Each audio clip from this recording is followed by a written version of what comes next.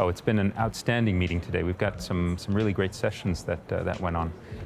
With our guidelines update, we have our guidelines committee that have been working on so many different sessions, and they presented the three most impactful that have recently been or are going to be published.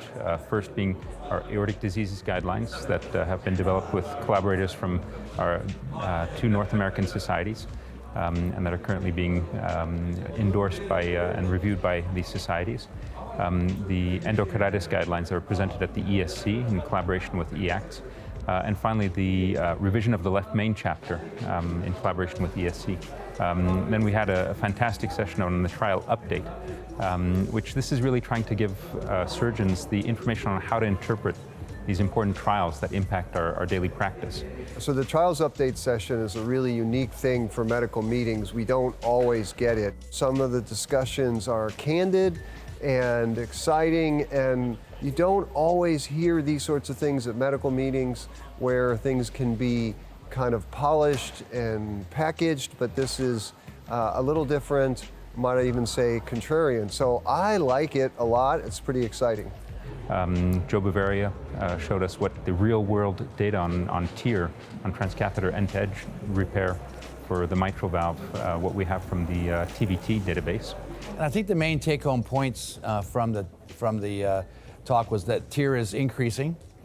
It's increasing a little less dramatically now than it was a few years ago, but it's still increasing. The other things, in many areas, the results of TEER are getting better. Mortality is low. It's a safe procedure. Most of the indices are good, especially the safety profile, but some of the outcomes could be a little better.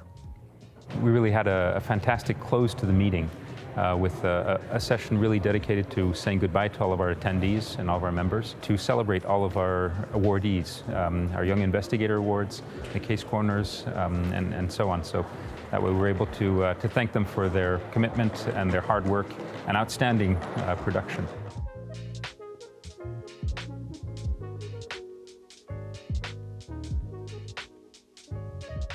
So it's a great honor to serve our new president in the association. Franca Melfi is the first female president of our association. Our members need to feel represented within our leadership, and having a female president is very important for that representation.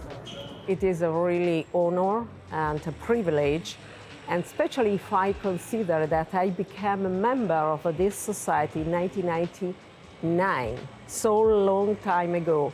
And to be honest, at that time, I didn't expect to have this great honor.